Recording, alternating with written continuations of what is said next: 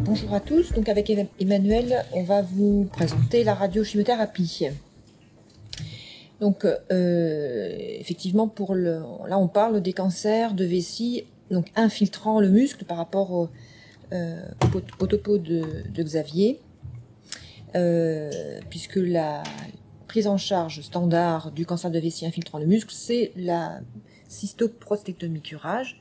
Mais il y a une alternative qui a été développée, qui est un traitement multimodal, donc de radiochimiothérapie concomitante, dans le cas où le patient refuse un traitement chirurgical, mais aussi lorsque l'évaluation anesthésique ou gériatrique contre-indique un projet chirurgical, donc sur des patients fragiles. Donc ce traitement est à plusieurs étapes, avec quand même toujours en première étape de pouvoir réséquer de façon maximaliste la tumeur vésicale.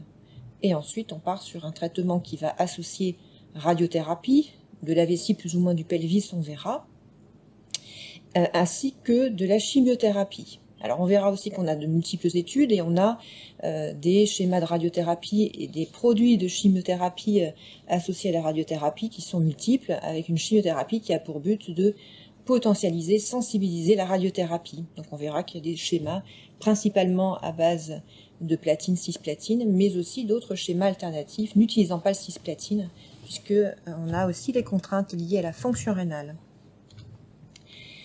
Donc la cystectomie, c'est une chirurgie lourde, donc c'est aussi une alternative qui était développée pour préserver la vessie, préserver la qualité de vie. L'objectif évidemment étant de pouvoir obtenir une survie et un contrôle local similaire à la cystectomie. Donc les différentes études ont montré que sur certains critères, il fallait certains critères pour être le plus optimal possible, avoir un cancer, une tumeur de vessie unifocale, un stade T2 maximum, l'absence de carcinome in situ, l'absence d'hydronéphrose, une résection maximale initiale possible, et puis évidemment une vessie préalable fonctionnelle et un patient bien informé et adhérent au traitement. Donc là, on va voir différentes études qui ont étudié les résultats, l'efficacité de la radiochimiothérapie concomitante. Donc je laisse la main à Emmanuel. Alors bonjour à tous. Donc avant de s'intéresser à la population gériatrique, qui est l'objet de la réunion de ce soir, on tenait à vous présenter les résultats de protocoles standards de radiochimiothérapie dans des objectifs de préservation d'organes. Alors on a sélectionné en premier lieu cette étude qui a été publiée il y a une dizaine d'années, et qui est probablement l'une des références pour les stratégies de conservation de vessie. Il s'agit d'un essai de phase 3 qui a randomisé des patients atteints d'un cancer de vessie localement avancé, infiltrant le muscle de stade T2 à T4A et sans adénopathie pelvienne. Donc ces patients avaient tous une clairance de la créatinine supérieure à 25 ml par minute et étaient randomisés pour recevoir soit une radiothérapie exclusive, soit une association radiochimiothérapie. 180 patients dans chacun des bras. La radiothérapie consistait en une technique de radiothérapie conformationnelle 3D, soit selon un schéma normofractionné, 64 grés, 32 fractions pendant 6 semaines et demie, soit un schéma modérément hypofractionné, 55 grés, 20 fractions pendant 4 semaines consécutives. Concernant la chimiothérapie, il s'agissait d'un protocole de 5 flux en infusion sur les jours 1 à 5 et 16 et 20 de la radiothérapie, et les patients recevaient également une injection de mitomycine C à J1. Et donc vous avez à droite les caractéristiques démographiques des patients, et donc vous voyez qu'il s'agissait essentiellement pour 85% des cas de patients atteints d'une tumeur de stade T2, en résection complète pour plus de la moitié des cas et sans masse résiduelle sur le second look dans 2 tiers des cas. Alors qu'en est-il concernant les résultats carcinologiques ? Eh bien vous voyez sur les courbes à gauche, les patients recevant une radiochimiothérapie avaient un taux de contrôle local à 2 ans de 67%. C'est-à-dire que 2 tiers des patients ne présentaient pas de récidive dans le volume irradié, contre seulement 54% chez les patients recevant une radiothérapie seule. Donc il y a une amélioration de l'impact thérapeutique de la radiothérapie lorsqu'on y associe une chimiothérapie sensibilisante. Alors, lorsqu'on regarde plus précisément les récidives locales à 2 ans, eh bien, vous voyez que la radiochimiothérapie diminuait de moitié le risque de récidive de tumeurs infiltrantes. Par contre, on n'avait absolument pas d'effet sur les tumeurs non infiltrantes. Et puis, dans cette étude qui ne traitait pas les aires ganglionnaires, il n'y avait pas de réduction du risque de récidive ganglionnaire pelvienne. Et donc, ceci se traduit par une survie sans récidive de l'ordre de 50% à 3 ans chez les patients traités par radiochimiothérapie et une survie sans métastase de l'ordre de 70% à 3 ans. Et donc dans cette étude, à 5 ans, la survie était de 48% lorsqu'on associait les 2 modalités thérapeutiques après résection vésicale. Alors qu'en est-il concernant la tolérance de ce traitement, puisque la radiothérapie a souvent été décriée comme quoi elle engendrait de nombreux effets secondaires et une altération de la qualité de vie. Eh bien, vous voyez ici, les toxicités tardives sévères grade 3 et 4 étaient relativement rares dans cette population. 3% de patients à 1 an et 3% à 2 ans présentaient des toxicités sévères. Et donc, parmi l'ensemble de la population, environ 15% des patients ont dû bénéficier d'une cystectomie secondaire, mais vous voyez, il s'agissait essentiellement de patients cystectomisés pour des récidives et très peu de toxicité tardive, seulement 4 patients, 1% de l'ensemble de la population, a dû nécessiter une reprise chirurgicale pour une toxicité sévère. Et donc, qu'en est-il concernant la qualité de vie de ces patients? Eh bien, lorsqu'on regarde les scores de qualité de vie, eh bien, évidemment, il y a une dégradation de la qualité de vie à l'issue immédiate de la radiochimiothérapie, mais vous voyez que très rapidement, eh bien, on va retrouver la baseline de l'état antérieur de nos patients, ce qui montre que ce traitement est globalement bien toléré et apporte très peu de toxicité tardive. Deuxième étude d'intérêt, eh bien c'est cette étude qui est utilisée dans la plupart des centres, publiée il y a une vingtaine d'années. Les patients bénéficiaient d'une radiothérapie pelvienne à la dose de 45 Gray en 25 fractions pendant 5 semaines consécutives, associée à une chimiothérapie, semaine 1 et semaine 4, à base de 6 platines et 5 FU.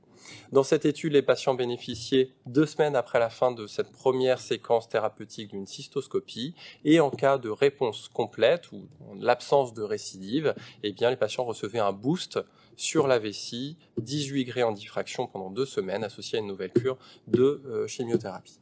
Ici encore, on a des résultats carcinologiques très intéressants, puisque environ 50% des patients ne présentent pas de récidive au terme du suivi après 8 ans, et la survie globale est de 36% à 8 ans de la procédure thérapeutique. Et dans cette étude, eh bien, les auteurs se sont intéressés à la qualité de vie de nos patients et notamment au confort urinaire avant et après radiochimiothérapie par le score QLQ C30 où vous voyez qu'on pose un certain nombre de questions concernant le confort urinaire, la durée, le délai entre 2 mictions, le nombre de fréquences, le nombre de levées nocturnes la nuit, la présence de douleurs urinaires, les fuites d'urine, la nécessité de port de protection. Et les patients cotaient leur confort urinaire sur un score allant de 1 à 4, 4 étant le confort mictionnel le plus précaire. Et donc vous voyez que dans cette étude, certains patients avaient un confort urinaire très précaire avant la radiochimiothérapie et au décours 6 mois, 12 mois, 24 mois après la radiochimiothérapie, très peu de patients se plaignaient d'un confort urinaire. Donc la radiochimiothérapie, en plus d'apporter un résultat carcinologique satisfaisant, permet d'améliorer le confort urinaire des patients. Et donc les scores de qualité de vie montrent une globale stabilité, tant sur le plan physique, émotionnel, cognitif, après la radiothérapie comparativement à la baseline avant la radiochimiothérapie.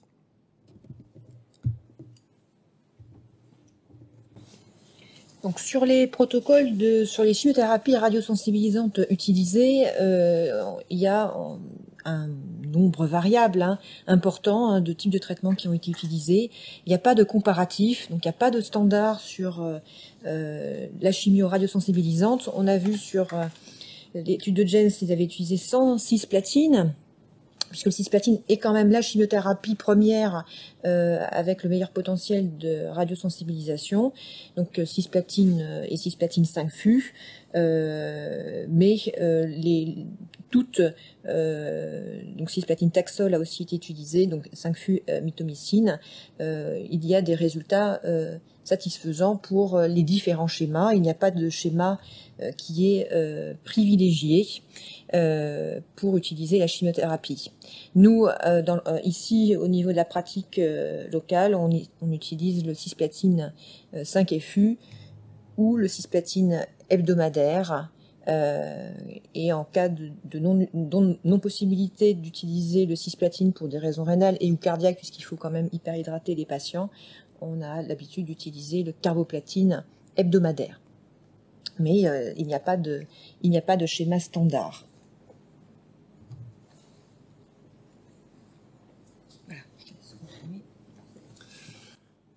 Alors, il n'y a à ce jour aucune étude randomisée qui a comparé directement le traitement trimodal de préservation d'organes à une cystectomie. Cependant, on commence à avoir plusieurs données dans la littérature qui ont évalué de façon indirecte ces deux modalités thérapeutiques. Alors, cette étude est rétrospective et a comparé donc la survie de patients traités par radiothérapie pelvienne après résection de vessie, et dans cette série, les auteurs ont apparié leurs patients à d'autres patients ayant les mêmes caractéristiques histopronostiques initiales et cystectomisés. Et donc vous voyez que ici, chez ces 120 patients analysés, eh bien il n'y a absolument aucune différence en termes de survie globale, que ce soit pour les patients traités par cystectomie ou chez les patients traités par traitement trimodal. Dans cette autre étude, les résultats sont contradictoires. Il s'agit d'une analyse d'une base de données SER. 12 000 patients traités par une cystectomie radicale et 1200 patients traités par un traitement trimodal. Eh bien, on voit ici que sur les courbes de survie globale, celle-ci semble s'écarter à partir de 36 mois en faveur de la cystectomie. Et puis, on dispose également de plusieurs méta-analyses, dont celle-ci qui me paraît la plus pertinente. 57 études ont été analysées, 32 études de patients traités pour un traitement trimodal, 23 études de patients traités par cystectomie, au total 27 000 patients et 3 000 patients. Et donc vous voyez que les patients traités par thérapie trimodale ont un taux de réponse complète de 75% à l'issue de la radiochimiothérapie. Et parmi ces patients en réponse complète, la survie globale à 5 ans est de 70% et la survie spécifique de 78%. Lorsqu'on compare la survie à 10 ans et la survie spécifique à 10 ans, eh bien vous voyez qu'il n'y a absolument aucune différence significative entre les deux modalités thérapeutiques. Et donc, l'AFU et l'EAU ont récemment adapté leurs recommandations et décrivent le traitement trimodal comme équivalent en termes de résultats carcinologiques chez les patients ayant des critères histologiques et histopronostiques initiaux favorables, c'est-à-dire les patients atteints d'une tumeur unifocale, T2, sans hydronéphrose, et pouvant bénéficier d'un traitement trimodal avec une chimiothérapie adaptée. Alors, est-ce qu'on peut optimiser la radiothérapie par rapport aux études que je viens de vous présenter, qui sont des études anciennes, chez des patients traités avec de la radiothérapie conformationnelle 3D? Eh bien, probablement, puisqu'on peut proposer aujourd'hui à nos patients des techniques innovantes, et essentiellement la radiothérapie par modulation d'intensité. Alors, pour vous expliquer ce qu'est la radiothérapie par modulation d'intensité, je vous ai représenté sur ces schémas les modalités de traitement. À gauche, la radiothérapie conformationnelle 3D, et à droite, la radiothérapie par modulation d'intensité. Alors, lorsqu'on traitait les patients en radiothérapie conformationnelle 3D, on utilisait en général 4 faisceaux orthogonaux et chacun apportait 25% de la dose. Et à l'intersection de ces faisceaux, eh bien, on délivrait la sommation de doses, la dose totale dans une sorte de boîte. Mais vous voyez qu'avec cette technique, on irradiait de façon relativement importante les organes à risque avoisinants, c'est-à-dire essentiellement l'intestin grêle et le rectum.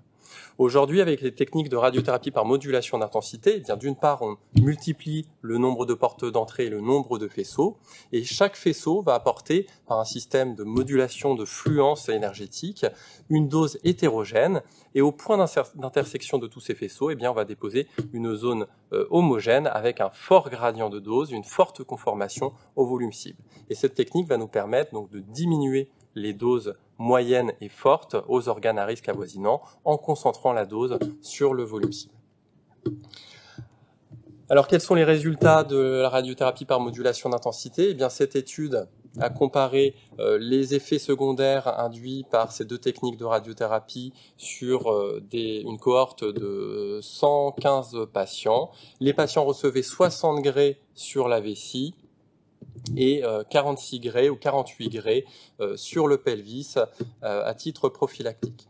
Les populations étaient comparables dans les deux groupes et ce qu'on note dans cette étude, c'est que le taux de toxicité digestive aiguë était diminué de moitié chez les patients bénéficiant d'une radiothérapie par modulation d'intensité. Aucune toxicité de grade 3 ou supérieure chez les patients traités en IMRT, contre 6% chez les patients traités par radiothérapie conformationnelle 3D. Par contre, bien sûr, aucun impact sur les toxicités urinaires, puisque l'appareil urinaire est le volume cible, et donc on ne cherche pas du tout à optimiser la dose sur la vessie et l'urètre. Également, les toxicités tardives gastro-intestinales sont diminuées de moitié dans cette cohorte de patients. Donc vraisemblablement aujourd'hui, pour optimiser la radiothérapie et limiter le risque de toxicité, il faut proposer à nos patients une technique de modulation par intensité.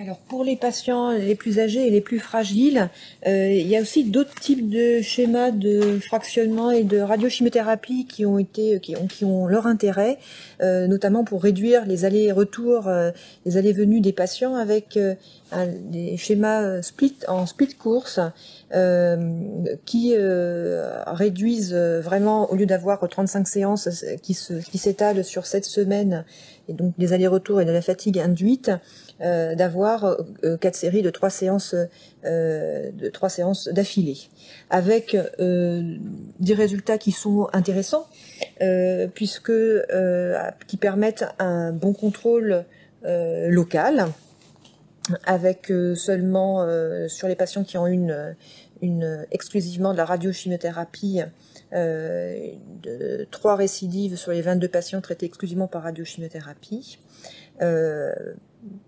Par contre, la radiochimiothérapie est vraiment sur le contrôle local. Il n'est pas fait pour contrôler, éviter les récidives à distance métastatique. Et puis, par ailleurs, même si on était sur des doses plus importantes, plus fractionnées, plus restreintes, il n'y avait pas de surtoxicité retrouvée dans cette étude de grade 3 ou grade 4. Et le deuxième schéma aussi intéressant, qui est le schéma McLaren. Alors c'était une étude de phase 2 qui n'était pas randomisée, et là vraiment sur ciblant des patients avec comorbidité, avec des stades avancés, avec vraiment exclusivement là pour le coup de la radiothérapie sous forme hypofractionnée, avec une séance hebdomadaire. Qui permettait quand même aussi un contrôle très satisfaisant tumoral, local, avec seulement, quand on voit là à 2 ans au niveau des risques des progressions locales, 17%, donc plus de 80% des patients qui restaient contrôlés au niveau local à 2 ans de la fin de la radiochimiothérapie, de la radiothérapie. Donc des alternatives, si on un peu pour moins intensifier, mais quand même traiter les patients pour limiter après toutes les complications loco-régionales, de douleurs, de saignements, donc des alternatives un peu moins, probablement forcément un petit peu moins performantes, en tout cas pour la radiothérapie exclusive, on l'a vu, mais totalement intéressantes pour offrir le meilleur traitement, même chez les patients les plus fragiles et comorbides. Donc, sur le topo, ce qu'on peut retenir, c'est effectivement, il n'est pas possible de monter un essai comparatif strict, d'études randomisées comparant la chirurgie et la radiochimiothérapie concomitante.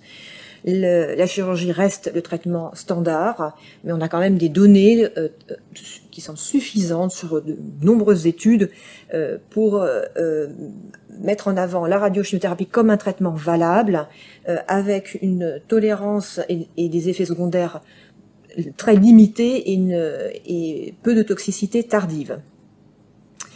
Donc, on a vu les indications. Donc, soit on est sur une stratégie de préservation d'organes, de fonctionnel, soit on est sur des patients qui refusent la chirurgie, soit ça s'adresse à des patients qui ne peuvent pas, de toute manière, avoir une chirurgie.